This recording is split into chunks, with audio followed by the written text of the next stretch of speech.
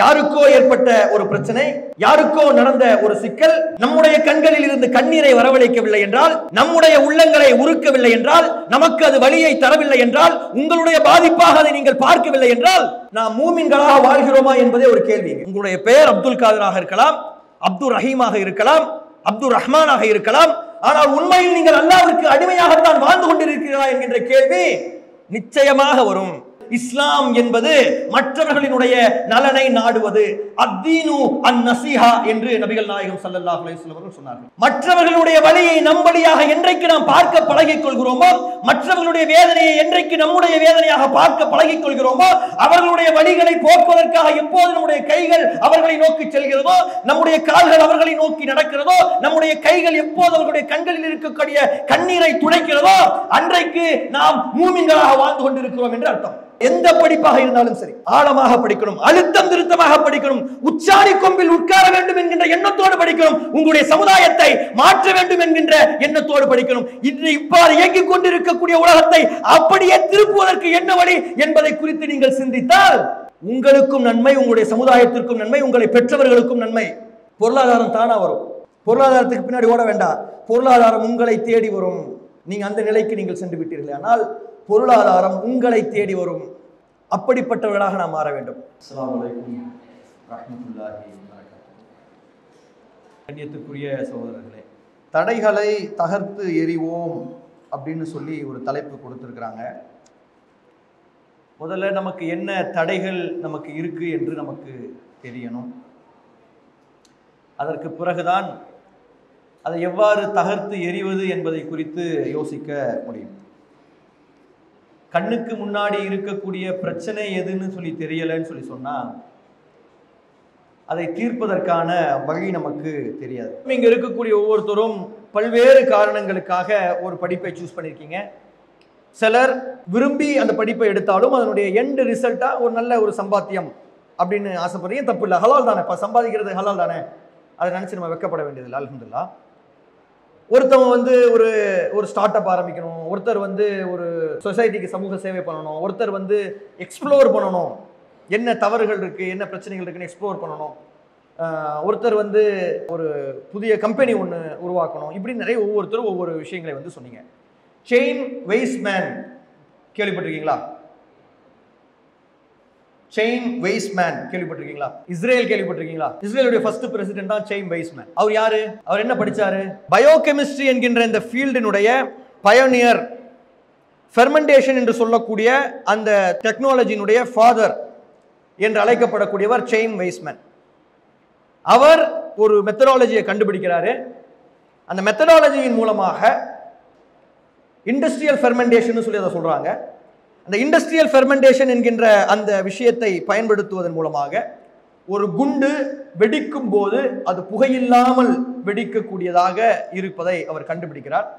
அவர் கண்டுபிடிச்ச காரணத்தினால முதல் உலக போர்ல இங்கிலாந்து ஜெயிக்குது.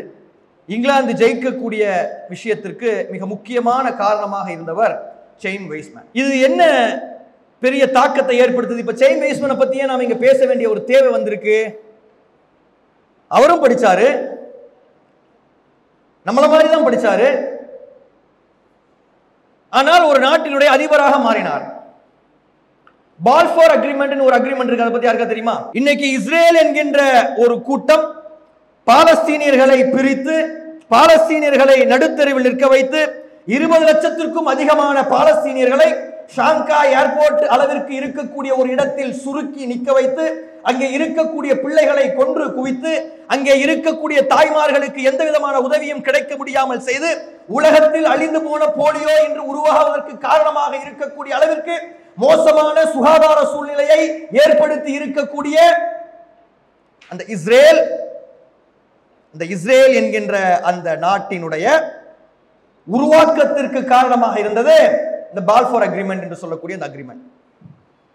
அந்த அக்ரிமெண்டின் மூலமாக இஸ்ரேல் என்கின்ற அந்த நாட்டை அங்கீகரிப்பதற்கு அமெரிக்கா தயாரானதற்கு மிக முக்கியமான பின்னணியில் இருந்தவர் தி செயின் வெய்ஸ்மேன். இவர்தான். இவருடைய அழுத்தத்தால் பால்ஃபோர் அக்ரிமெண்டில் அமெரிக்கா கையெழுத்திட்டது, இஸ்ரேலை ஒரு நாடாக ஒத்துக்கொண்டது. இவருடைய அழுத்தத்தால், இவருடைய முன்னெடுப்பால் ஊரும் உலகமும் எங்கெங்கெல்லாமோ தேடிக்கொண்டிருந்த இஸ்ரேல் என்கின்ற பகுதியை இன்று இருக்கக்கூடிய ஜெருசலம் என்கின்ற பகுதியில் அவர்கள் கண்டுபிடித்து அங்கே குடியேறுவதற்கு காரணமாக இருந்தவர் தி செயின் வெய்ஸ்மேன் என்று சொல்லக்கூடிய ஒரு மனிதர். அப்போ என்ன விஷயத்தை புரிந்து கொள்ள வேண்டும் என்றால், இங்க கல்வி என்கின்ற ஒரு விஷயம் பொருளாதாரத்தை சம்பாதிக்கக்கூடிய ஒன்றாக இல்லை, அரசியல் அதிகாரத்தை செலுத்தக்கூடியதாக, நாடுகளை உருவாக்கக்கூடியதாக, ஒரு இனத்தை அழிக்கக்கூடியதாக, மற்றொரு இனத்தை பாதுகாக்கக்கூடியதாக இன்னைக்கு கல்வி என்பது இருந்து கொண்டு இருக்கிறது. இப்ப நம்ம என்ன புரிந்து கொள்ளணும்னா, இங்க உட்கார்ந்து இருக்கக்கூடியவர்கள் என்ன ஒரு விஷயத்தை யோசிக்கணும்னு சொல்லி கேட்டா, நாம் நம்மை சுற்றி என்ன நடக்கிறது என்பதை புரிந்து கொள்ளணும், நம்முடைய இலக்கு என்ன என்பதை தெரிந்து கொள்ளணும், நாம் எதற்காக இந்த படிப்பை தேர்ந்தெடுத்தோம் என்பதை சுதாரித்துக் கொள்ள வேண்டும். வெறும் பொருளாதாரம், பெரிய வீடு, 2 காரு, இதற்காக நாம் வாழவில்லை என்பதை நாம் புரிந்து கொள்ளணும். நம்மை சுற்றி என்ன நடந்து கொண்டிருக்குது, இன்னைக்கு எப்படிப்பட்ட பிரச்சனைகளை நாம் சந்தித்துக் கொண்டிருக்கிறோம், நாம் யார் என்பதை குறித்து சிந்திக்கணும். ஒரு மூமின் சுயநலவாதியாக இருக்க முடியாது. அல்லாஹ்வுடைய கிருபையினால் இங்க இருக்கக்கூடிய பல சகோதரர்கள் சமூகத்திற்கு சேவை செய்யணும் என்கிற வார்த்தையை சொன்னீர்கள். அல்லாஹ் உங்களுக்கு அருள் புரியணும். ஒரு மூமின் அப்படிப்பட்டவனாகத்தான் இருக்கணும். ஒரு மூமின் அப்படிப்பட்டவனாகத்தான் இருக்கணும். நபிகள் நாயகம் ஸல்லல்லாஹு அலைஹி வஸல்லம் அவர்கள் சொன்னார்கள், மூமின்கள் ஒவ்வொருவரும் ஒரு உடலை போன்றவர்கள் என்று சொன்னார்கள். உடலின் ஒரு பகுதியில் நோய் வந்து விடுமையானால், உடலின் ஒரு பகுதியில் காயம் ஏற்பட்டு விடுமையானால், அந்த காயத்திற்காக எவ்வாறு ஒட்டுமொத்த உடலும் வலியால் துடிக்கிறதோ, கண்கள் கலங்குகிறதோ, கண்ணீர் விடுகிறதோ, ஜுரம் வந்து விடுகிறதோ, அவ்வாறு யாருக்கோ ஏற்பட்ட ஒரு பிரச்சனை, யாருக்கோ நடந்த ஒரு சிக்கல் நம்முடைய கண்களில் இருந்து கண்ணீரை வரவழைக்கவில்லை என்றால், நம்முடைய உள்ளங்களை உருக்கவில்லை என்றால், நமக்கு அது வலியை தரவில்லை என்றால், உங்களுடைய பாதிப்பாக அதை நீங்கள் பார்க்கவில்லை என்றால், நாம் மூமின்களாக வாழ்கிறோமா என்பதே ஒரு கேள்வி.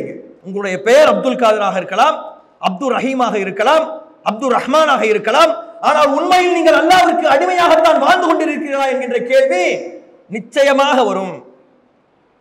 ஏனென்றால் ஒரு மூமின் அப்படிப்பட்டவனாகத்தான் இருக்க வேண்டும் என்று நான் சொல்லவில்லை, நபிகள் நாயகம் ஸல்லல்லாஹு அலைஹி வஸல்லம் அவர்கள் சொல்கின்றார். ஒரு மூமின் அப்படிப்பட்டவனாகத்தான் இருக்கணும். மற்றவர்களுடைய துயரத்தை தன் துயராக யார் பார்க்க நினைக்கிறார்களோ, மற்றவர்களுடைய வலியை தன்னுடைய வலியாக யார் பார்க்க நினைக்கிறார்களோ அவர்கள் மூமின்கள். நபிகள் நாயகம் ஸல்லல்லாஹு அலைஹி வஸல்லம் அவர்களிடம் ஒரு மனிதர் போய் கேட்டார், யா ரசூலுல்லாஹ், இஸ்லாம் என்றால் என்ன? இஸ்லாம் என்பது தொழுவது, நோன்பு நோற்பது, ஜகாத் கொடுப்பது, ஹஜ், எல்லா கடமைகளும் இருக்கிறது. நபிகள் நாயகம் ஸல்லல்லாஹு அலைஹி வஸல்லம் அவர்கள் சொன்னார்கள், இஸ்லாம் என்பது மற்றவர்களினுடைய நலனை நாடுவது, அத்தீனு அன்-நஸீஹா என்று நபிகள் நாயகம் ஸல்லல்லாஹு அலைஹி வஸல்லம் அவர்கள் சொன்னார்கள். மற்றவர்களுடைய வலியை நம் வழியாக என்றைக்கு நாம் பார்க்க பழகிக் கொள்கிறோமோ, மற்றவர்களுடைய வேதனையை என்றைக்கு நம்முடைய வேதனையாக பார்க்க பழகிக் கொள்கிறோமோ, அவர்களுடைய வலிகளை போக்குவதற்காக எப்போது நம்முடைய கைகள் அவர்களை நோக்கி செல்கிறதோ, நம்முடைய கால்கள் அவர்களை நோக்கி நடக்கிறதோ, நம்முடைய கைகள் எப்போது அவர்களுடைய கண்களில் இருக்கக்கூடிய கண்ணீரை துடைக்கிறதோ, அன்றைக்கு நாம் மூமின்களாக வாழ்ந்து கொண்டிருக்கிறோம் என்று அர்த்தம்.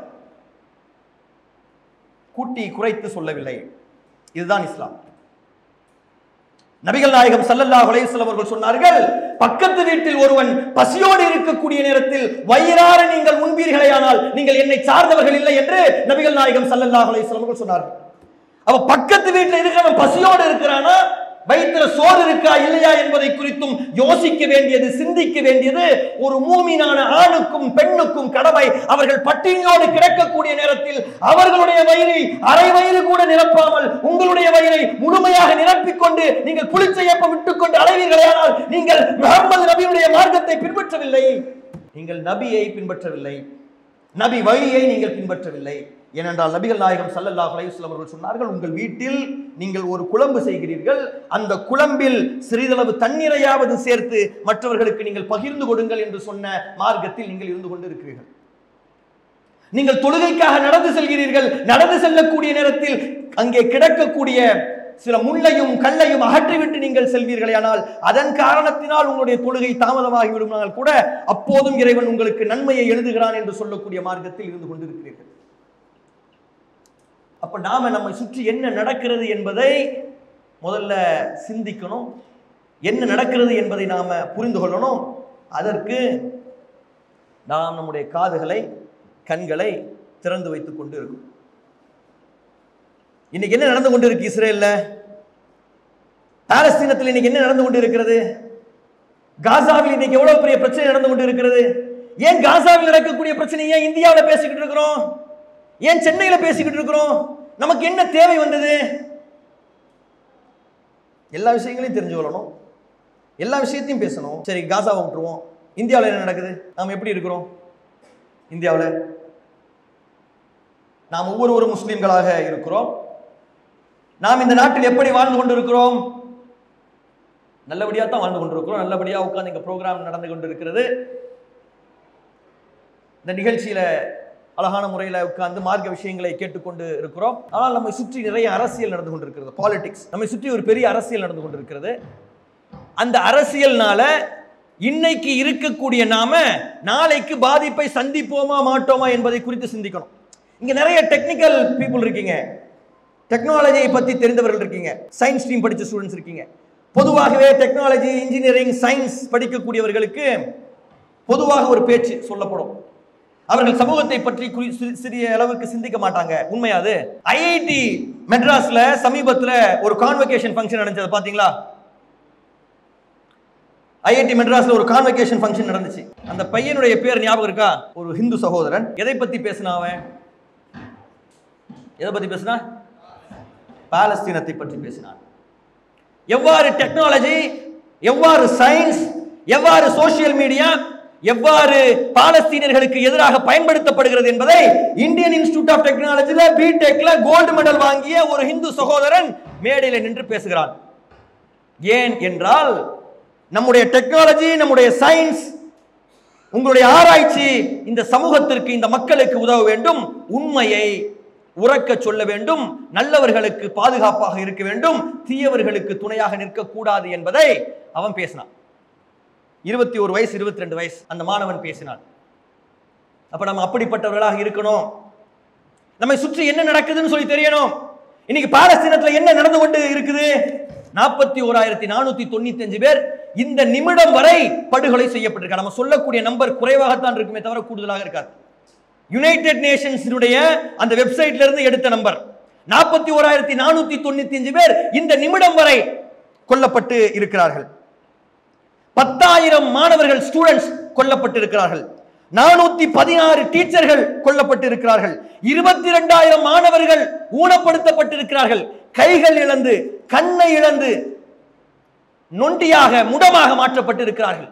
எந்த கைகளால் அவர்கள் படம் வரைந்தார்களோ, இன்ஜினியரிங் டிராயிங் போட்டாங்களோ, கணக்கு எழுதினாங்களோ, எந்த கைகளை வைத்துக் கொண்டு அவர்கள் தேரத்தை எழுதினார்களோ, இன்றைக்கு அந்த வலது கை அவர்களிடம் இல்லை, அவர்களுடைய கண்கள் அவர்களிடம் இல்லை. எந்த பள்ளிக்கூடத்தில் ஓடி ஓடி விளையாடினார்களோ, ஓடி விளையாடிய கால்கள் அவர்களிடம் இல்லை, துண்டிக்கப்பட்டு இருக்கிறது. 2,463 ஆசிரியர்கள் ஊனமாக்கப்பட்டிருக்கிறார்கள். இந்த நிமிடம் வரை, இந்த மொமெண்ட் வரை இவ்வளவு பேர் நாசமாக்கப்பட்டிருக்கிறார்கள். உணவு கிடைக்கவில்லை. இன்னைக்கு வேர்ல்ட் ஹெல்த் ஆர்கனைசேஷன் சொல்லுது, UNRWA சொல்லுது, இன்னைக்கு உலகிலேயே பசியும் பட்டினியும் நிறைந்த பகுதியாக காசா என்கின்ற பகுதி இன்னைக்கு இருந்து கொண்டு இருக்கிறது. காசா என்கின்ற பகுதி இன்னைக்கு இருந்து கொண்டு இருக்கிறது என்று சொல்கிறது. சொமாலியால, ஆப்பிரிக்காவில் ஒட்டிய வயிறோடு நெஞ்சு எலும்பெல்லாம் துருத்திக் கொண்டு எவ்வாறு பிள்ளைகள் இருந்தார்களோ அப்படிப்பட்ட சூழல் என்பது இன்னைக்கு பாலஸ்தீனத்தில் இருந்து கொண்டிருக்கிறது. அழித்து விட்டோம் என்று சொன்ன போலியோ இன்றைக்கு மீண்டும் அங்கே உருவாகி இருந்து கொண்டு இருக்கிறது. ஒரு ஏர்போர்ட் அளவிற்கு இருக்கக்கூடிய இடத்தில் 20 லட்சம் பேர் இருந்து கொண்டிருக்கிறார்கள். 20,000 பேர், 30,000 பேர் ஒரே ஒரு டாய்லெட்டை பயன்படுத்திக் கொண்டிருக்கிறார்கள். அங்கே இருக்கக்கூடிய பெண்கள் மாதம் அவர்களுக்கு வரக்கூடிய மாதவிடாய் வந்துவிடக் கூடாது என்பதற்காக கருத்தடை மாத்திரைகளை எடுத்துக் கொண்டிருக்கிறார்கள். ஏன் சானிட்டரி நாப்கின்ஸ் கிடைக்கல? உங்களுடைய தங்கைக்கு, உங்களுடைய அக்காளுக்கு, உங்களுடைய தாய்க்கு, நம்முடைய மனைவிக்கு இப்படிப்பட்ட ஒரு சூழல் நடந்தால் நாம் எப்படிப்பட்டவர்களாக இருப்போம் என்பதை சிந்தித்து பாருங்க. இந்த சூழல் என்பது இன்னைக்கு பாலஸ்தீனத்தில் இருந்து கொண்டிருக்கிறது. அந்த மாத்திரைகளை எடுத்துக்கொண்ட காரணத்தினால் அங்கே இருக்கக்கூடிய தலைமுறையில் பலர் இனிமேல் கர்ப்பம் தரிப்பதற்கே வாய்ப்பில்லை என்கின்ற ஒரு நிலையை நோக்கி அது சென்று கொண்டிருக்கிறது. பாலஸ்தீனத்துடைய நிலை இதுதான். நொறுக்கி நசுக்கி நாசமாக்கப்படுகிறார்கள். ஒருவராலும் இதை எதிர்த்து கேள்வி கேட்க முடியவில்லை என்கின்ற ஒரு நிலை என்பது இன்னைக்கு இருந்து கொண்டிருக்கிறது. இந்தியாவில் என்ன நிலைமை? இந்தியாவில் எப்படிப்பட்ட ஒரு சூழல் இருந்து கொண்டிருக்கிறோம்? இந்தியாவில் அதிகமாக சொத்துக்களை வைத்திருக்கக்கூடிய நிறுவனமாக வக்ஃப் வாரியம் என்பது இருந்து கொண்டு இருக்கிறது. 9 லட்சம் ஏக்கர் இடம் நமக்கு சொந்தம் என்று சொல்றாங்க. இந்த 9 லட்சம் ஏக்கரை நம் கைகளில் இருந்து பறிப்பதற்காக வக்ஃப் வாரிய திருத்த சட்டம் என்கின்ற ஒரு சட்டத்தை கொண்டு வராங்க. வக்ஃப்ல ஒரு ட்ரிபியூனல் ஒன்று இருந்துச்சு, தீர்ப்பாயம்னு சொல்லி ஒன்று இருந்தது. அந்த தீர்ப்பாயத்திற்கு என்று சில அதிகாரங்கள் இருந்தது. ஒரு இடம் ஆக்கிரமிக்கப்பட்டிருக்கிறது என்றால் அந்த இடத்தை வக்ஃப் வாரியமே நேரடியாக சென்று முறையிட்டு அந்த இடத்தை திரும்பி ரிட்டர்ன் வாங்குவதற்கான அதிகாரம் என்பது வக்ஃபுக்கு இருந்தது. இனிமேல் அவ்வாறு இருக்க போவது இல்லை. வக்ஃபுக்கு என்று ஒரு சொந்தமான ஒரு இடம் இருக்குது. அந்த இடத்தை ரெஜிஸ்டர் பண்ணுவதற்காக போகக்கூடிய நேரத்தில் இல்லை என்று யாராவது அப்ஜெக்ட் பண்ணாங்கன்னு சொன்னா இதற்கு முன்னாடி ஓவர் ரைடு என்று சொல்கின்ற ஒரு அதிகாரம் என்பது வக்ஃபுக்கு இருந்தது. இப்போது அந்த அதிகாரம் நீக்கப்பட்டிருக்கிறது. எவன் அப்ஜெக்ஷன் தெரிவித்தாலும் அந்த சொத்துக்கள் இனிமேல் பதிவு செய்யப்பட முடியாது. இதற்கு முன்னர் அந்த வக்ஃப் வாரியத்தில் தலைவராக முஸ்லிம்கள் இருந்தார்கள். இனிமேல் யாராக வேண்டுமானாலும் அது இருந்து கொள்ளலாம். அந்த வக்ஃப் வாரியத்திற்கு சேர்மனாக இருக்கக்கூடியவர்களை நீக்குவதற்கான அதிகாரம் யாருக்கும் இல்லை. ஆனால் இப்போது அங்கே இருக்கக்கூடிய மெம்பர்களை சேர்ந்து அவர்களை நீக்கலாம். மெம்பர்களில் 2 பேர் மற்ற மதத்தை சார்ந்தவர்கள் இருந்து கொள்ளலாம். அவர்களுக்கும் அதிகாரம் கிடையாது. டிஸ்ட்ரிக்ட் கலெக்டருக்கு தான் அதிகாரம் இருக்கும். வக்ஃப் இன்ஸ்டிடியூஷனுக்கு சொல்லிட்டு 7% ரூபாய் ஒரு வக்ஃப் இன்ஸ்டிடியூஷன்ல இருந்து வரக்கூடிய வருமானத்துல 7% 7% வக்ஃப் வாரியத்திற்கு கொடுப்பதற்கு இதற்கு முன்னாடி ப்ரொவிஷன்ஸ் இருந்துச்சு. அந்த 7% இப்ப நிறுத்திட்டு வெறும் 5% தான் கொடுக்கப்படணும் என்று சொல்லப்படுகிறது. இன்னைக்கு வக்ஃப் வாரிய சொத்துக்களை பராமரிப்பதற்கு வழி இல்லாமல் கஷ்டப்பட்டு கொண்டிருக்கக்கூடிய வக்ஃப் வாரியங்கள் இன்னும் அந்த தொகை குறைக்கப்படுவதால் இழுத்து மூடிட்டு போகக்கூடிய சூழல் என்பது இன்னைக்கு இருக்கிறது. இதற்கு முன்னர் வக்ஃப் வாரியத்தினுடைய சொத்துக்களை அபகரித்தவர்களுக்கு மேல ரிகரஸ் இம்ப்ரிசன்மென்ட் என்று சொல்லக்கூடிய கடுங்காவல் தண்டனை கொடுக்கப்படக்கூடிய விஷயம் என்பது இருந்தது. இன்னைக்கு அது நீக்கப்பட்டு சிம்பிள் இம்ப்ரிசன்மென்ட்டாக மாற்றப்படுகிறது. இதற்கு முன்னாடி பெயில் ப்ரொவிஷன்ஸ் ஜாமீன் வாங்குவதற்கான வழிமுறைகள் சிரமமானதாக இருந்தது. இப்போது அது எளிமையாக்கப்பட்டிருக்கிறது. எல்லாவற்றையும் சுத்தி வளைத்து கூட்டி கழித்து பார்த்தால் இஸ்லாமியர்களுடைய சொத்துக்களை பிடுங்கி யார் வேண்டுமானாலும் எடுத்துக்கொண்டு செல்லலாம் என்கின்ற ஒரு சூழலை நோக்கி இந்த நாடு சென்று கொண்டு இருக்கிறது. இந்த சொத்து எதற்காக? இந்த சொத்து இஸ்லாமியர்களுடைய நன்மைக்காக, இஸ்லாமியனுடைய வருங்கால வாழ்க்கைக்காக, இஸ்லாமியர்கள் தங்களுக்கு நல்ல முறையில் அந்த விஷயங்களை பயன்படுத்திக் கொள்வதற்காக நம்முடைய மூதாதையர்கள் மன்னர்கள் இந்த சொத்துக்களை கொடுத்துட்டு போறாங்க. இந்த சொத்துக்களை லீகலாக கைகளில் இருந்து பிடுங்குவதற்கான வேலைகள் என்பது நடக்கிறது சட்டப்பூர்வமாக. ஏன் இதை நம்மால் தடுக்க முடியல? உங்களுக்கு எதிராக நிறைய சதி வலைகள் பின்னப்படுகிறது. ஆனால் அதை குறித்து நமக்கு எதுவுமே தெரியறதில்லை. அதை குறித்து தெரிந்து கொள்வதற்கும் நாம விரும்புவதில்லை. படிப்பிலையும் பெரிய அளவில் போக்கஸ் பண்ணுவதில்லை. சமூகத்தில் நடக்கக்கூடிய விஷயங்களை குறித்தும் தெரிந்து கொள்வதில்லை. எல்லாத்திலையுமே நாம நுனிப்புள் மேயறோம். நுனிப்புள் மேயறதுன்னா தெரியுமா? ஜஸ்ட் பாஸ் ஒரு 75-80% மார்க் எடுக்கணும். ஒவ்வொரு சின்ன சின்ன கான்செப்ட் மேலேயே தெரிஞ்சா போதும். எம்சிக்யூ அழகா அப்படி கிளியர் பண்ணிட்டு ஒரு இன்டர்வியூ கிளியர் பண்ணிட்டு கொஞ்சம் நல்லா நுனி நாக்கில் இங்கிலீஷ் பேசி ஒரு கம்பெனில வேலை கிடைச்சு 70,000 80,000 1 லட்சம் சம்பளத்தை வாங்கிட்டு அப்படியே செட்டில் டவுன் ஆயிட்டு ரிலாக்ஸ்டா இருப்போம். தேவைப்பட்டா ஒரு 3-4 இயர்ஸ்ல வெளிநாட்டுக்கு போயிருவோம். இந்தியா வேணா வெளிநாட்டுக்கு போயிருவோம், அங்க செட்டில் ஆயிரும் என்கின்ற மனநிலையில் நாம் இருக்கிறோம். நம்மில் பலர் இருக்கிறோம். ஆனால் இது சரியா என்று சிந்தித்து பார்க்க வேண்டிய தேவை என்பது நமக்கு இருக்கிறது. ஹைப்போ எஸ்தீசியா யாரும் கேள்விப்பட்டிருக்கீங்களா? ஹைப்போ எஸ்தீசியானா என்னன்னு சொல்லி கேட்டா, உடலில் நமக்கு மனிதன் இங்க ஒரு ஸ்டாப்லர் பின் இருக்கு. இந்த பின்னை வைத்து இப்படி கையில குத்துனா சுருக்குன்னு ஒரு வலி தெரியும். காலில் ஒரு முள்ளு குத்திச்சுன்னா டக்குன்னு கால் தானாவே உயரும். அது எதனால? அந்த வலி அந்த நரம்புகளின் மூலமாக மூளைக்கு போய் அந்த மூளை ரியாக்ட் பண்ணுது அனிச்சையாக. அதுக்கு உடல்ல நிறைய அந்த நர்வஸ் சிஸ்டம்ல நிறைய விஷயங்கள் நரம்பு சார்ந்து இருக்கு. இந்த ஹைப்போஎஸ்தீசியா என்ற நோய் இருக்கக்கூடியவர்களுக்கு என்னன்னு சொல்லி கேட்டீங்களா, உடம்புல வலி என்பது அவர்களுக்கு தெரியவே தெரியாது. அவர்களுடைய காலை ஒரு எலி கடித்து குதறி அதில் இருக்கக்கூடிய சதையை முழுமையாக எடுத்துக்கொண்டு போனாலும் அவர் தூங்கிக் கொண்டே இருப்பார், வலியில் எந்திக்க மாட்டார். அப்படிதான் நாமளா இருக்கும். தெரியுதா உங்களுக்கு? நாம் அப்படிதான் இருக்கிறோம். கூட்டிலாம் சொல்ல, உண்மையாவே அப்படிதான் நம்ம இருக்கும். கண்ணியத்திற்குரியவர்களை புரிந்து கொள்ள வேண்டும். நம்மை சுற்றி நடக்கக்கூடிய விஷயங்கள், அதனால் ஏற்படுத்தப்பட்ட தாக்கங்களை நாம நினைக்கணும். ஒரு சபை அந்த சபையில 2002 குஜராத்ல ஒரு கலவரம் நடந்துச்சு. அந்த கலவரத்தை பத்தி உங்களுக்கு தெரியுமா அப்படின்னு சொல்லி நான் கேட்டேன். ஒரு சமுதாயம் தனக்கு ஏற்பட்ட வலிகளை, தனக்கு ஏற்பட்ட வேதனைகளை, தமக்கு ஏற்பட்ட இழப்புகளை என்னைக்கு அறிந்து கொள்ளவில்லையோ, என்னைக்கு மறக்கிறதோ, அந்த சமுதாயத்திற்கு வருங்கால வரலாறு என்பது இருட்டாகத்தான் இருக்கும், மோசமானதாகத்தான் இருக்கும். அதை புரிந்து கொள்ளணும்.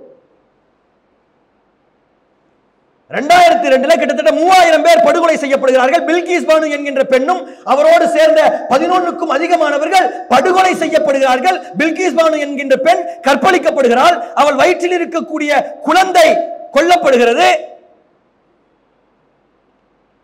கைகளில் இருந்த குழந்தையை தூக்கி வேகமாக வீசி அங்க இருக்கக்கூடிய ஒரு பாறாங்கல்லில் மண்டை உடைந்து அந்த குழந்தை சாகிறது. அந்த பெண்ணுக்கு இந்த மாதிரி அநியாயம் செஞ்சவங்களுக்கு ஆயுள் தண்டனை கொடுத்து ஜெயிலுக்கு அனுப்பிச்சா அங்க இருக்கக்கூடிய அரசாங்கம் அவர்களை விடுதலை செய்கிறது. ஏன் நமக்கு அப்படி நடக்குது? 1992 பாபர் மசூதி என்கின்ற ஒரு இடம் இடிக்கப்படுகிறது. இடிக்கப்பட்டு 30-35 வருஷம் கழிச்சு அந்த இடம் யாருக்கு சொந்தம்? இடித்தவர்களுக்கு தான் சொந்தம் என்று அந்த இடத்தை லீகலாகவே வாங்கி கைகளில் கொடுத்தார்கள். யார் கையில? அவங்க கையிலே கொடுத்தாங்க. முஸ்லிம்களுக்கு ஒரு இடத்தை அயோத்தியிலிருந்து பல கிலோமீட்டர் அந்த பக்கத்தில் இருக்கக்கூடிய ஒரு ஊர்ல கொடுத்தாங்க. சரி, அவங்களுக்கு கொடுக்கப்பட்ட இடத்துல இன்னைக்கு கோயில் கட்டப்பட்டிருக்கான்னு சொல்லி கேட்டா கோயில் கட்டப்படல. அப்போ ஒரு பள்ளிவாசல் இருந்துச்சு, 400 வருஷமா இருந்துச்சு. 400 வருஷமா இருக்கக்கூடிய பள்ளிவாசல் கண்களுக்கு முன்னால் இடித்து தரைமட்டமாக்கப்பட்டது. அதை ஒட்டுமொத்த உலகமும் பார்த்தது. இந்தியாவினுடைய கருப்பு நாள் என்று எல்லா பத்திரிகைகளும் தலைப்பு செய்திகள் வெளியிட்டன. அதற்கு பிறகும் கூட யார் அதில் இடித்தார்களோ யாராவது தண்டனை வாங்கியிருக்காங்களா? யாராவது தண்டனை அனுபவிச்சிருக்காங்களா? சரி, நீங்க பள்ளிவாசலை தூக்கி கொடுத்தீங்க, ஓகே. அதை இடிப்பதற்கு காரணமாக இருந்தவர்கள் ஒரே ஒருத்தர் தண்டிக்கப்பட்டிருக்காங்களா? ஏன்? 1987 ஹாஷிம்புரா என்கின்ற ஒரு இடத்தில் 300க்கும் அதிகமான இஸ்லாமிய இளைஞர்கள் ஒரு வேனில் ஏற்றி கொண்டு செல்லப்பட்டு மீரட் என்கின்ற நகரில் இருக்கக்கூடிய இடத்திற்கு கொண்டு செல்லப்பட்டு அங்கே ஓடிக்கொண்டிருக்கக்கூடிய ஒரு சிறிய ஆற்றுப்படுகையில் இறக்கப்பட்டு இறங்கிய அடுத்த நிமிடமே பாயிண்ட் பிளாங்க்ல நெத்தியில் சுட்டு பல பேர் படுகொலை செய்யப்பட்டார்கள். படுகொலை செய்யப்பட்டதற்கு காரணம் என்ன? அந்த ஹாஷிம்புரா என்கின்ற பகுதியில் இருந்த ஒரு இந்து மதத்தை சார்ந்த ஒருவர் கொல்லப்பட்டார். தப்பு, கொன்னது தப்பு. இதை கொன்னதற்கு பழிவாங்க வேண்டும் என்பதற்காக அந்த பகுதியில் இருந்த ராணுவ பெட்டாலியனை சார்ந்த நபர்களும் அங்கே இருந்த ஆயுதப்படை போலீஸும் சேர்ந்து ஒரு வேனில் வந்து ஹாஷிம்புரா என்கின்ற பகுதியில் வண்டியை நிறுத்தி நல்ல திடகாத்திரமான இளைஞர்களை எல்லாம் அந்த வண்டியில் ஏற்றிக்கொண்டு மீரட் நகரத்துக்கு சென்று வழியில் இறக்கி அத்தனை பேரையும் கொன்று குவித்தார்கள். ஹாஷிம்புரா படுகொலை என்று அழைக்கப்பட்டிருக்கக்கூடிய இந்த படுகொலையில் நேரடியாக சம்பந்தப்பட்டவர் என்று ஜிதேந்தர் சிங் என்று சொல்லக்கூடிய ஒரு கான்ஸ்டபிளுடைய பெயர் இருந்தது. இவர் இதற்கு மிகப்பெரிய காரணமாக இருந்தார் என்று பத்திரிகைகள் எழுதுகிறது. இதுவரை தண்டிக்கப்பட்டிருக்காரு. அவருக்கு மரண தண்டனை கொடுத்துட்டாங்களா? அவரை சஸ்பெண்ட் பண்ணிட்டாங்களா? இல்ல. ஏன்? அப்ப நாம ஒரு விஷயத்தை புரிந்து கொள்ளணும். நாம சந்தோஷமா இருக்கணும், தப்பு இல்ல. ஆனால் நம்மை சுற்றி என்ன நடக்கிறது என்பதை தெரிந்து கொண்டு இருக்கணும். அதற்கு நாம என்ன செய்யணும் என்பதை யோசிக்கணும். அப்ப நம்ம படிக்கிறோம், நல்ல மார்க் எடுக்கிறோம், ஒரு இன்ஜினியரிங் கம்பெனில ஒரு பெரிய வேலைக்கு போறோம், ஒரு மெடிக்கல் ஃபீல்டுல ஒரு நல்ல வேலைக்கு போறோம். போங்க, படிங்க, சம்பாதிங்க. ஆனால் உங்களுடைய இலக்கு அதோடு முடிந்து விடக்கூடாது. இப்படிப்பட்ட பிரச்சனைகள் நடக்கிறதை எவ்வாறு தீர்ப்பது என்பதை குறித்து நீங்கள் சிந்திக்கணும். மற்ற சமுதாயங்களுக்கு நடக்காத ஒரு விஷயம் ஏன் நம்முடைய சமுதாயத்திற்கு மட்டும் நடக்கிறது என்பதை குறித்து நீங்கள் யோசிக்கணும். யோசித்தால் முஹம்மது நபி சொன்ன மற்றவர்களினுடைய நலனை நேசித்தவர்களாக நீங்கள் இருப்பீங்க. உங்களுக்கு எந்த தேவையும் இல்லையே, நீங்க நல்லா தானே இருக்கிறீங்க. உங்களுக்கு ஏதாவது பிரச்சனை இருக்கா? நீங்க நல்லா தானே இருக்கிறீங்க, உங்களுக்கு எந்த பிரச்சனையும் இல்லை. தமிழ்நாட்டில் ஏதாவது பிரச்சனை இருக்குதா? ஆனா நாளைக்கு வரும். இன்னைக்கு நீங்க நல்லா இருக்கீங்க, இன்னைக்கு வேற யாருக்கும் நடந்துகிட்டு இருக்கு, நீங்க உங்க வேலையை மட்டும் பார்த்துக்கிட்டு இருக்கீங்க. என்னைக்கு நீங்க மற்றவர்களுடைய நலனை நீங்கள் நாடுவீர்களோ அன்றைக்கு உங்கள் நலனை அல்லாஹ் பார்த்துக் கொள்வார். அப்ப நாம அதை குறித்து யோசிக்க வேண்டிய தேவை என்பது இருக்கு. அப்ப நாம தேர்ந்தெடுக்கக்கூடிய பாடங்கள், நம்ம படிக்க வேண்டிய விஷயங்களிலேயே நிறைய கவனம் செலுத்த வேண்டிய ஒரு விஷயம் என்பது இருந்து கொண்டிருக்கிறது. வெறுமுனே பொருளாதாரத்தின் பின்னால் மட்டும் ஓடிக்கொண்டிருக்கக்கூடியவர்களாக நாம் இருக்கக்கூடாது. அதுக்குன்னு நாங்க பொருளாதாரத்தை சம்பாதிக்க கூடாதா? பணம் சம்பாதிக்காமவே எங்க இருக்க சொல்றீங்களா? சொல்லல, சம்பாதிங்க. மிகப்பெரிய ஒரு பொசிஷன்ல உட்காருங்க, பெரிய ஒரு ரிசர்ச் ஸ்காலரா மாறுங்க, மிகப்பெரிய அறிவியல் தொழில்நுட்பத்தை புரிந்து கொண்டவர்களாக மாறுங்க. அதற்கு பிறகு நீங்கள் சம்பாதிங்க. ஒஸ்லன் குரேஷி கேள்விப்பட்டிருக்கீங்களா? உஹுர் ஷாஹின் கேள்விப்பட்டிருக்கீங்களா? கோவிட் கேள்விப்பட்டிருக்கீங்களா? கோவிட்-19 கேள்விப்பட்டிருக்கீங்களா? கோவிட்-19 என்று சொல்லக்கூடிய அந்த நோய்க்கு மருந்து கண்டுபிடிச்சது யாரு? உஹுர் ஷாஹின் என்று சொல்லக்கூடியவரும் ஒஸ்லன் குரேஷி என்று சொல்லக்கூடிய 2 பேர், துருக்கியை சார்ந்த 2 பேர் ஜெர்மனியில் வந்து செட்டில் டவுன் ஆகி அவர்கள் பயோஎன்டெக் என்கின்ற ஒரு நிறுவனத்தை நடத்துறாங்க. mRNA என்று சொல்லக்கூடிய ஒரு டெக்னாலஜியில் அவர்கள் நிபுணத்துவம் பெற்றிருக்கிறார்கள். அந்த mRNA என்பது எவ்வாறு இயங்குகிறது என்பதை அவர்கள் புரிந்து கொள்கிறார்கள். ஒரு மருந்தை கண்டுபிடிக்கக்கூடிய நேரத்தில் அதுக்கு டெஸ்டிங் பீரியட் என்பது இத்தனை வருட காலம் இருக்க வேண்டும். ஆனால் அதை சுருக்குவதற்கான வழிகள் இது mRNA என்கின்ற டெக்னாலஜியின் மூலமாக செய்ய முடியும் என்பதை அவர்கள் கண்டுபிடித்தார்கள். கண்டுபிடித்ததனுடைய விளைவாக அவர்கள் அந்த கோவிடுக்கான மருந்தை வேகமாக கண்டுபிடிக்க முடிந்தது. இவர்களுடைய இந்த டெக்னாலஜியை ஃபைசர் என்கின்ற நிறுவனம் வாங்கிக் கொண்டது. அதன் மூலமாக மருந்துகள் வேகமாக தயாரிக்கப்பட்டது. பலருக்கு அந்த நோய்களுக்கான நிவாரணம் கிடைத்தது. இன்று அவர்கள் உலகின் மிகப்பெரிய பில்லியனியர்ஸ், பல கோடி ரூபாய்களுக்கு சொந்தக்காரர்களாக இருக்காங்க. ஜெர்மனியில் மிகப்பெரிய ஒரு பணக்காரர்களாக, பில்லியனராக அவர்கள் இருந்து கொண்டிருக்கிறார்கள் என்றால் அதற்கு காரணம் அவருடைய அறிவு, அவருடைய படிப்பு. அத்தனை கோடி ரூபாய்களை சம்பாதிக்கக்கூடிய அளவுக்கு திறம்படைத்தவர்களாக நீங்கள் இருங்கள். நாம் எப்படிப்பட்டவர்களாக இருக்கோம்? நம்முடைய படிப்பு எப்படிப்பட்டதா இருக்குது? இன்னைக்கு ஆர்டிபிஷியல் இன்டெலிஜென்ஸும் டேட்டா சயின்ஸும் வந்து மிகப்பெரிய விஷயமாக இருக்குது என்று பேசப்படக்கூடிய நேரத்தில் அதற்கு பின்னாடி ஓடுறோமே. இந்த ஆர்டிபிஷியல் இன்டெலிஜென்ஸும் டேட்டா சயின்ஸும் 10-15 வருடத்திற்கு முன்னாடியே வந்து விட்டது. இன்ஃபேக்ட் 20 வருஷத்துக்கு முன்னாடியே வந்து விட்டது. இன்னைக்கு பயோகெமிஸ்ட்ரி, மைக்ரோபயாலஜி என்று ஓடிக்கொண்டிருக்கிறோமே. இந்த பயோகெமிஸ்ட்ரி, மைக்ரோபயாலஜியில் PhD முடித்தவன் தான் இஸ்ரேலினுடைய பிரசிடென்டாக இருந்தான். எத்தனை வருஷத்துக்கு முன்னாடி? 80-85 வருடத்திற்கு முன்னாடி பயோடெக்னாலஜில, மைக்ரோபயாலஜில அவங்க PhD பண்ணாங்க. அப்போ இந்த உலகம் உங்களுக்கு 50-100 ஆண்டுகளுக்கு முன்னால் ஓடிக்கொண்டிருக்கிறது. நீங்க அதற்கு பின்னாடி துரத்தி கொண்டு ஓடிக்கொண்டிருக்கிறீர்கள். நீங்க எப்ப துரத்திக்கிட்டு ஓடுறீங்களோ நீங்க ஜெயிக்க முடியாது. ஒன்னு ஈக்குவலா ஓடணும், இல்ல முன்னாடி ஓடணும். அதுக்கு இருக்கக்கூடிய வழி என்ன? சும்மா நுனிப்புள் மேயக்கூடாது, மேம்போக்கா படிக்கிறது. ஆழமாக படிக்கணும், அழுத்தம் திருத்தமாக படிக்கணும்.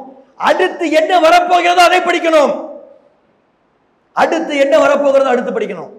இன்னைக்கு வரக்கூடிய நியூஸ் பேப்பர்ல சைபர் செக்யூரிட்டியை பத்தி எழுதியிருப்பா, ஆர்டிபிஷியல் இன்டெலிஜென்ஸ் பத்தி இருப்பா, டேட்டா அனலிட்டிக்ஸ், டேட்டா மைனிங். அது இன்னைக்கு 15 வருஷம் கழிச்சு என்ன வரும்? 20 வருஷம் கழிச்சு என்ன வரும்?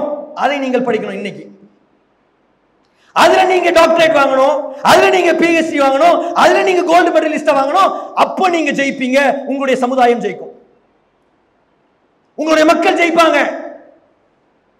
அதற்கு நீங்கள் தயாராகணும். அதற்கு நீங்க இப்ப உட்கார்ந்து மாதிரி டெக்ஸ்ட் புக்ல இருக்கிற எக்ஸாமுக்கு ஒரு நாள் முன்னாடி உட்கார்ந்து நைட் எல்லாம் கண் முழிச்சு படிச்சு அப்படியே போய் ஏறக்குறைய வாமிட் தான் பண்ணி முடிச்சுட்டு கிளியர் பண்ணிட்டு அதுக்கு பிறகு நீங்க அதுல இருந்து கேட்டா ஒண்ணும் தெரியாது. அப்படி படிக்க கூடாது. அப்ப படிப்பு என்பது ஆழம். எந்த படிப்பாக இருந்தாலும் சரி ஆழமாக படிக்கணும், அழுத்தம் திருத்தமாக படிக்கணும், உச்சாணி கொம்பில் உட்கார வேண்டும் என்கின்ற எண்ணத்தோடு படிக்கணும், உங்களுடைய சமுதாயத்தை மாற்ற வேண்டும் என்கின்ற எண்ணத்தோடு படிக்கணும். இன்று இவ்வாறு இயங்கிக் கொண்டிருக்கக்கூடிய உலகத்தை அப்படியே திருப்புவதற்கு என்ன வழி என்பதை குறித்து நீங்கள் சிந்தித்தால் உங்களுக்கும் நன்மை, உங்களுடைய சமுதாயத்திற்கும் நன்மை, உங்களை பெற்றவர்களுக்கும் நன்மை. பொருளாதாரம் தானா வரும். பொருளாதாரத்துக்கு பின்னாடி ஓட வேண்டாம். பொருளாதாரம் உங்களை தேடி வரும். நீங்க அந்த நிலைக்கு நீங்கள் சென்று விட்டீர்கள். ஆனால் பொருளாதாரம் உங்களை தேடி வரும். அப்படிப்பட்டவர்களாக நாம் மாற வேண்டும். இன்னைக்கு இருக்கிறாரு ஜெயரஞ்சன் சொல்லிட்டு ஒரு எக்கனாமிஸ்ட். என்ன செய்யறாரு அவரு? ஜெயரஞ்சன் என்கிற எக்கனாமிஸ்ட் தமிழ்நாட்டினுடைய திட்ட கமிஷனுடைய துணைத் தலைவராக இருக்கார், பிளானிங் கமிஷனுடைய துணைத் தலைவராக இருக்கார். எக்கனாமிக்ஸ் வந்து அப்படியே ஆழமாக அழுத்தம் திருத்தமாக படிச்சிருக்கிறார். பொலிட்டிக்கல் எக்கனாமிக்ஸ்ல PhD ஏகப்பட்ட பேப்பர்கள் வாங்கி வைத்திருக்கிறார்.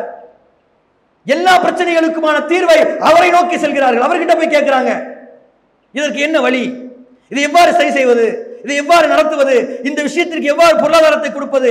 அப்ப அரசியல்வாதிகள், அதிகாரிகள் திரும்பக்கூடிய இடமாக நீங்கள் மாற வேண்டும் என்றால் நீங்கள் ஆராய்ச்சியாளர்களாக இருக்க வேண்டும்.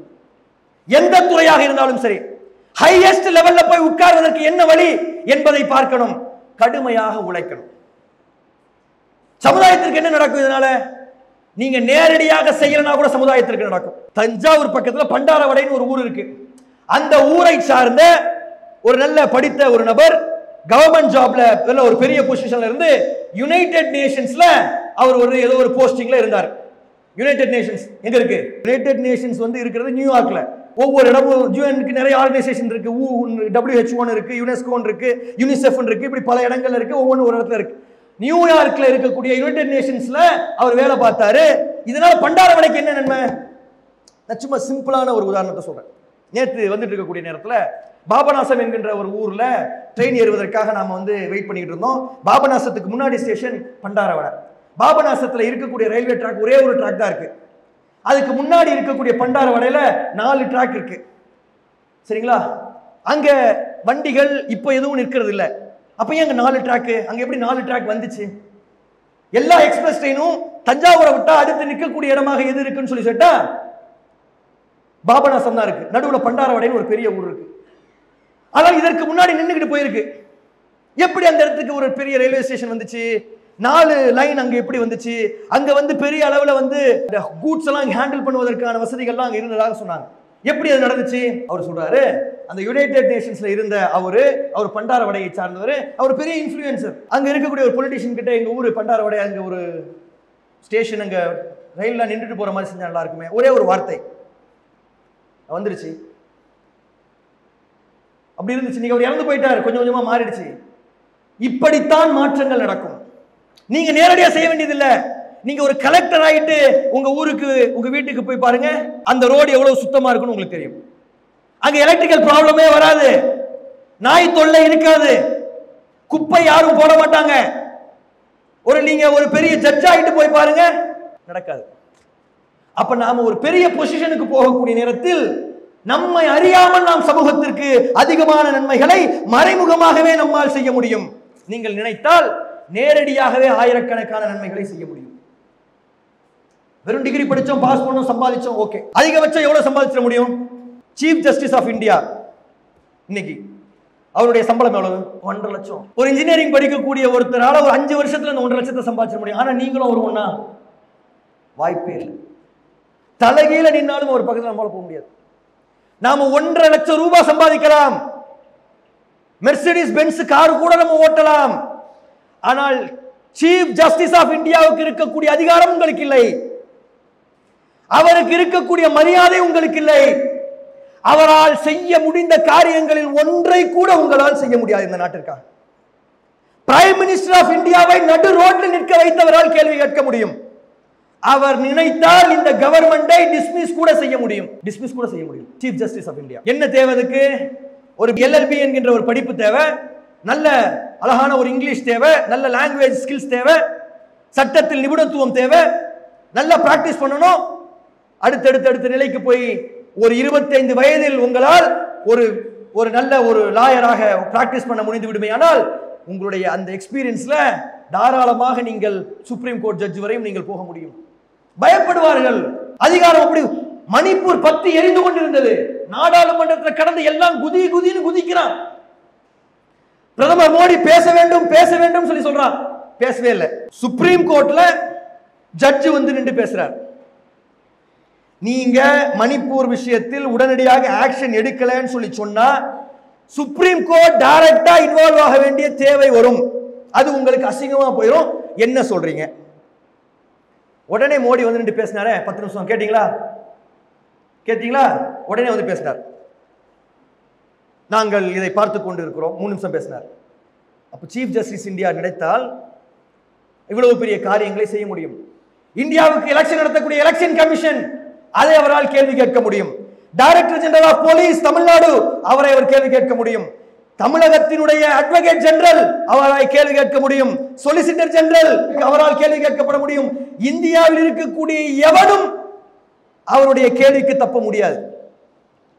ஒருத்தர் ஒரு தேர்தல் நடத்தினார் பாத்தீங்களா? இப்படி திரும்பி பார்த்து ஒரு தேர்தல் நடத்தினார் பாத்தீங்களா? ஒரு எலெக்ஷன் நடந்துச்சு, யாரும் பாத்தீங்களா? நம்ம தான் நியூஸே பாக்குறது இல்லைங்களாங்க. சண்டிகர் என்கின்ற ஒரு ஊர்ல ஒரு தேர்தல் நடந்துச்சு, ஒரு மேயர் எலெக்ஷன் நினைக்கிறேன். அந்த மேயர் எலெக்ஷன் வந்து அங்க இருக்கக்கூடிய கவுன்சிலர்கள் எல்லாம் சேர்ந்து ஓட்டு போடுறாங்க. அந்த ஓட்டை எண்ணுவதற்காக ஒருத்தர் உட்கார்ந்து இருக்கிறார். அவர் என்ன செய்யறாரு? ஆக்சுவலா அதுல வந்து ஜெயிக்க வேண்டியது யாரு? ஆம் ஆத்மி பார்ட்டி என்கின்ற பார்ட்டி தான் வந்து ஜெயிக்கணும்.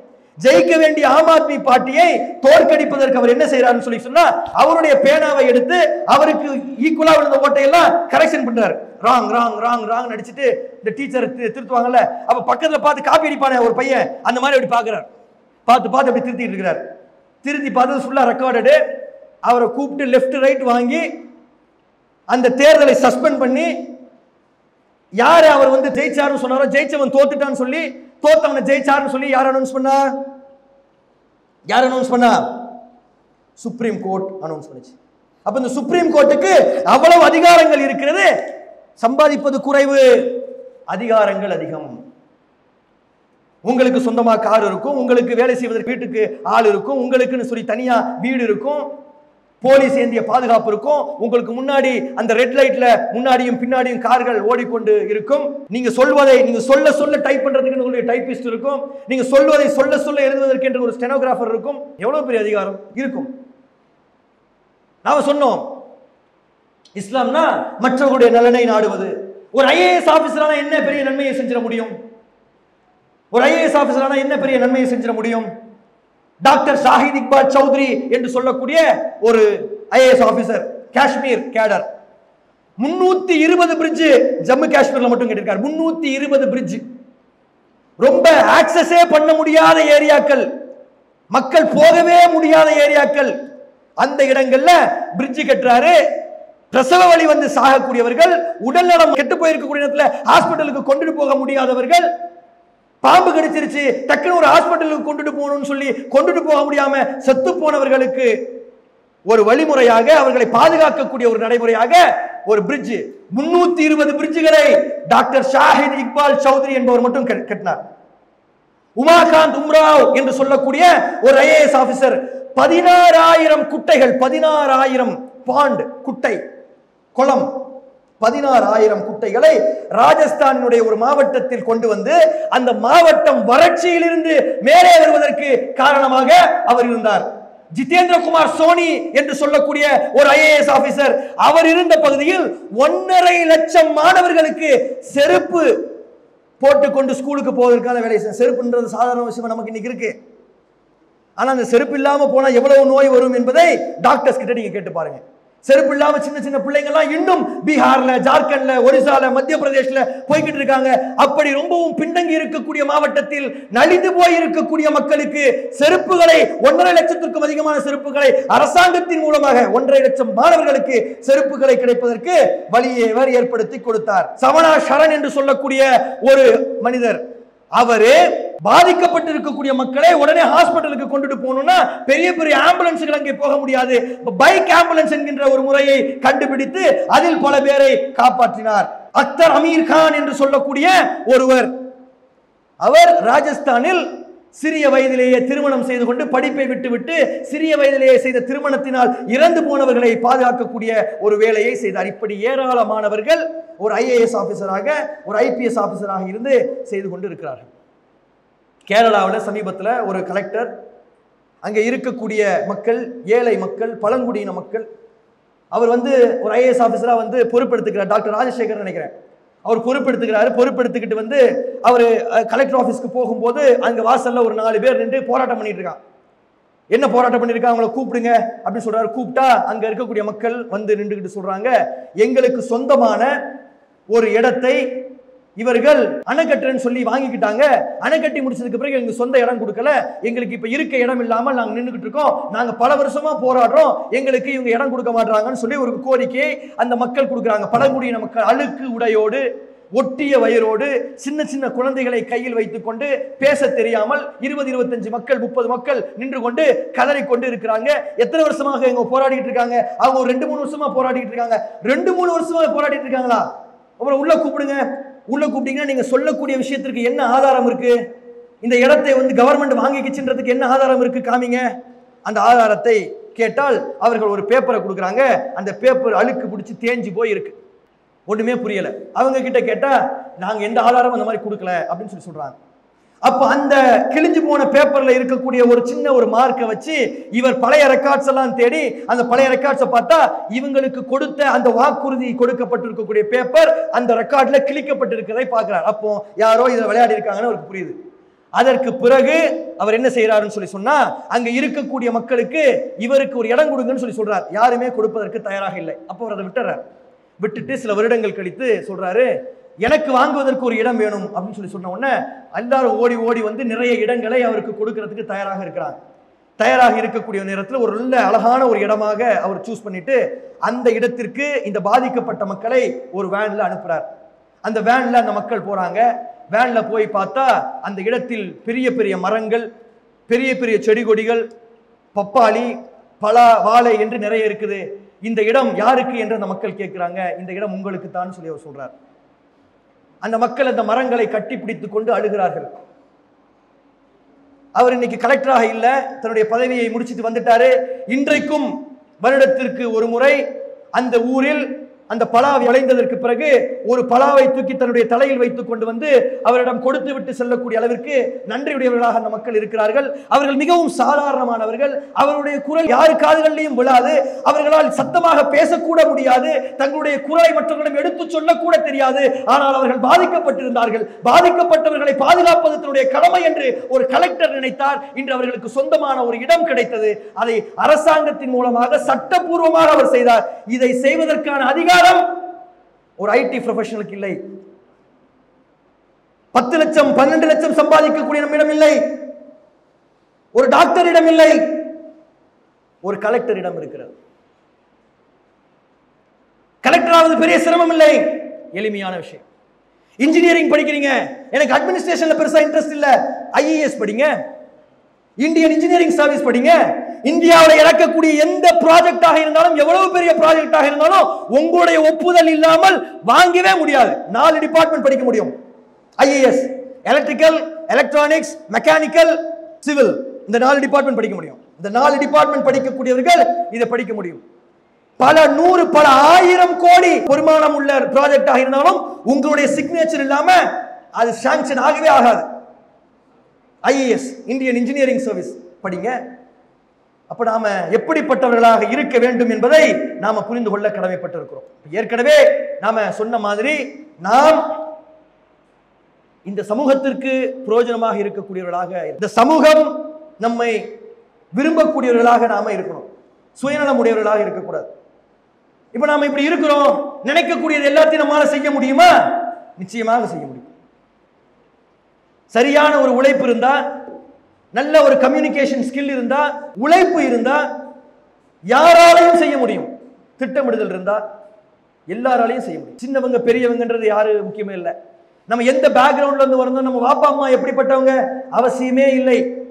எவ்வளவு சாதாரணமானவர்களாக இருந்தாலும், எவ்வளவு மோசமான பின்னணியில் இருந்தாலும், அரை வயிறு கஞ்சியை உண்டு கொண்டு நாம் வாழ்ந்திருந்தாலும், அணிவதற்கு செருப்பு கூட இல்லை என்றாலும், கிழிந்து போன உடையை தைத்து நாம் கட்டி இருந்தாலும், இப்படிப்பட்ட ஒரு மோசமான சூழ்நிலையில் இருந்தாலும் கூட நீங்கள் ஒரு விஷயத்தை சாதிக்க வேண்டும் என்கின்ற எண்ணம் இருக்குமே ஆனால், அல்லாஹ்விடம் நீங்கள் தொழுது பிரார்த்திப்பீர்களே ஆனால், அதற்காக நீங்கள் கடுமையாக உழைப்பீர்களே ஆனால் நிச்சயமாக உங்களால் அதை சாதிக்க முடியும்.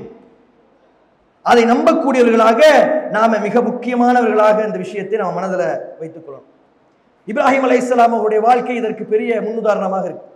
எவ்வளவு பெரிய இக்கட்டான ஒரு சூழலாக இருந்தாலும், எவ்வளவு பெரிய ஒரு மோசமான ஒரு நிலையாக இருந்தாலும் நம்பிக்கையோடு துவா செய்யக்கூடியவராக இருந்தார். அவருக்கு வயசாயிடுச்சு,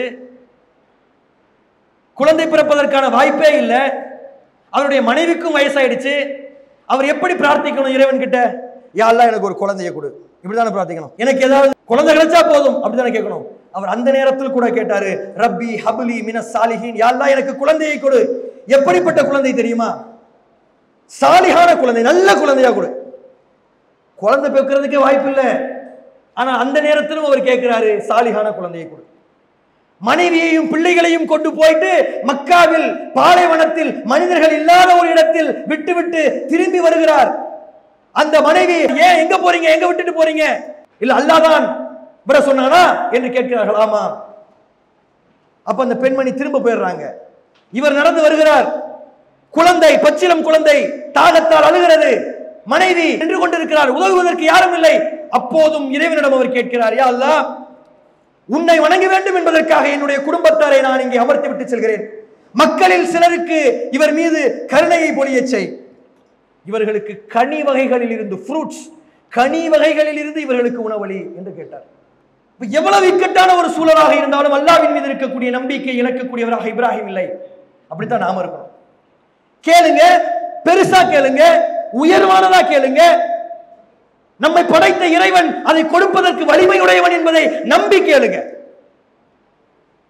எதிரே நிற்கக்கூடிய மிகப்பெரிய ஒரு கடல், பின்னாடி ஃபிரௌனுடைய படை இருந்தாலும் இறைவன் காப்பான் என்று எவ்வாறு மூசா அலைஹிஸ்ஸலாம் அவர்கள் நம்பினார்களோ, எவ்வாறு இறைவன் காத்தானோ, அவ்வாறு உங்களுக்கு இறைவன் மிக பிரம்மாண்டமானவற்றை தருவதற்கு சக்தி படைத்தவன் என்பதை நீங்கள் நம்புங்கள். அதற்காக உழையுங்கள், அவனிடம் பிரார்த்தியுங்கள். அவன் தருவதற்கு தகுதி படைத்தவன். எல்லாவற்றிற்கும் மேலாக மிக முக்கியமான மற்றொரு விஷயம், நம்முடைய இலக்கு எது? நாம் ஏன் இவ்வாறு சிரமப்பட்டு படிக்க வேண்டும்? நாம் ஏன் இவ்வளவு பெரிய ஆராய்ச்சியாளராக ஆக வேண்டும்? நாம் ஏன் இத்தனை லட்சங்கள் சம்பாதிக்க வேண்டும்? நாம் ஏன் இந்த மக்களுக்கு உதவி செய்யக்கூடியவர்களாக இருக்க வேண்டும்? எல்லாவற்றிற்கும் ஒரு இலக்கு இருக்கிறது, எல்லாவற்றிற்கும் ஒரு காரணம் இருக்கிறது. எதற்காக இந்த விஷயங்களை நாம செய்கிறோம்? ரபியா பின் கஅப் என்கின்ற ஒரு நபித்தோழரினுடைய வரலாறை நீங்கள் அறிந்திருப்பீர்கள். ரபியா பின் கஅப் என்கின்ற ஒரு மனிதர் ரலியல்லாஹு அன்ஹு, அவர் நபிகள் நாயகம் ஸல்லல்லாஹு அலைஹி வஸல்லம் அவர்களுக்கு பணிவிடைகளை செய்யக்கூடியவராக இருந்தார். பணிவிடைகளை செய்யக்கூடியவராக இருந்த ரபியா பின் கஅப் அவர்கள் நபிகள் நாயகம் எதை ஏவினாலும் செய்யக்கூடியவராக இருந்தார். உடனுக்குடனே மனசுக்கு விருப்பமானதை. ரசூல் ஸல்லல்லாஹு அலைஹி வஸல்லம் அவர்களுக்கு தண்ணீர் தேவைப்படுகிறது, ரபியா என்று அழைக்கிறாங்க. அழைச்ச உடனே இவர் உடனே போய் நிற்கிறாரு. நின்ற உடனே நபிகள் நாயகத்துக்கு ரொம்ப சந்தோஷம். இப்ப நம்ம நினைச்ச உடனே நம்ம விரும்பினதை ஒருத்தவங்க செஞ்சாங்கன்னு வைங்களேன், நமக்கு மனசெல்லாம் குளிர்ந்து போயிடும். பயங்கர பசியோடு நீங்க வந்திருப்பீங்க, வந்த உடனே நம்ம கேட்காமலே நம்முடைய தட்டுக்கு சாப்பாடு வந்துருச்சுன்னு வச்சுக்கிடுங்க, எப்படி இருக்கும்? மனசு சந்தோஷமாயிரும்ல. ஒரு சிரித்த முகத்தோடு நம்ம பேசுவோம்ல. அப்ப நபிகள் நாயகம் ஸல்லல்லாஹு அலைஹி வஸல்லம் அவர்கள் ரபியா பின் கஅப் கிட்ட கேட்கிறாங்க, சந்தோஷப்பட்டு, உங்களுக்கு என்ன வேணும்? நபிகள் நாயகம் ஸல்லல்லாஹு அலைஹி வஸல்லம் சாதாரண ஆள் இல்ல, மிகப்பெரிய ஒரு சாம்ராஜ்யத்தினுடைய அதிபதி, மிகப்பெரிய ஒரு கருவூலங்களுக்கு சொந்தக்காரராக இருந்தவர். அவர் எவ்வளவு நினைத்தாலும் மக்களுக்கு அள்ளி கொடுக்கக்கூடிய அளவிற்கு அவருக்கு அதிகாரம் இருந்தது. அல்லாஹ்வினுடைய தூதர். அவர் கேட்கிறாரு, உங்களுக்கு என்ன வேணும்? என்ன வேணுமோ கேளுங்க. ரபியா பின் கஅப் என்ன கேட்டாங்க நபிகள் நாயகம் ஸல்லல்லாஹு அலைஹி வஸல்லம் அவர்கிட்ட?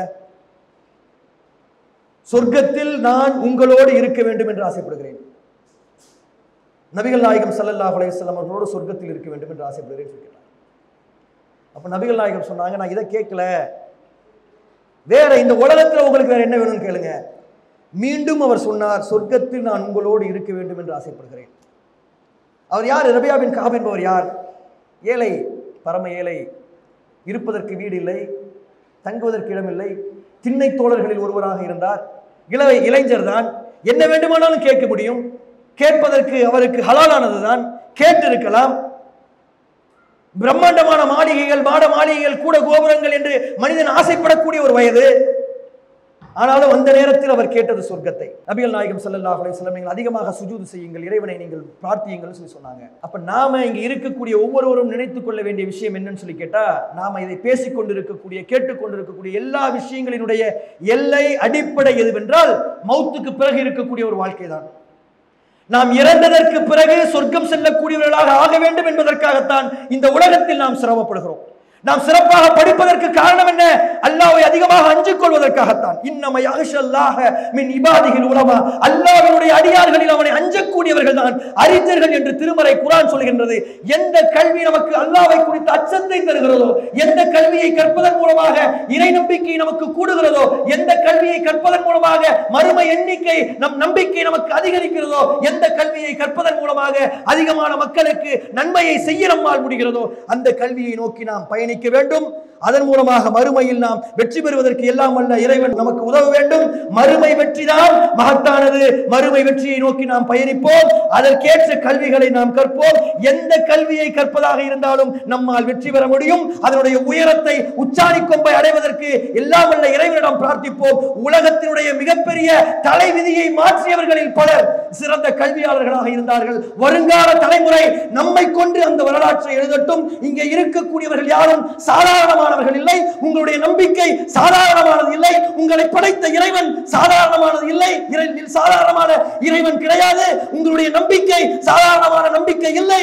ஒட்டுமொத்த உலகத்தையும் உய்விக்கக்கூடிய திருமறை குர்ஆனை உங்கள் கைகளில் இறைவன் கொடுத்திருக்கிறார். எந்த திருமறை குர்ஆனை நீங்கள் நம்புகிறீர்களோ, எந்த நபியை உங்களுடைய தூதராக ஏற்றிருக்கிறீர்களோ, அவர் வழியில் நாம் நடந்தால் இந்த மறுமையிலும் இம்மையிலும் சிறப்பான ஒரு வெற்றியை பெற முடியும். அதிகமாக சிந்தியுங்கள், அதிகமாக பிரார்த்தியுங்கள். அல்லாஹ் உங்களுக்கு வெற்றியை தரட்டும் என்று சொல்லி என்னுடைய உரையை முடித்துக் கொள்கிறேன். வாஹிதுவான் அல்ஹம்துலில்லாஹ். அஸ்ஸலாமு அலைக்கும். இஸ்லாம் மற்றும் சமுதாய செய்திகளை அறிந்து கொள்ள தமிழ்நாடு தௌஹீத் ஜமாஅத் யூடியூப் பக்கத்தை உடனடியாக சப்ஸ்கிரைப் செய்து கொள்ளுங்கள். மேலும் பெல் பட்டனையும் கிளிக் செய்து கொள்ளுங்கள்.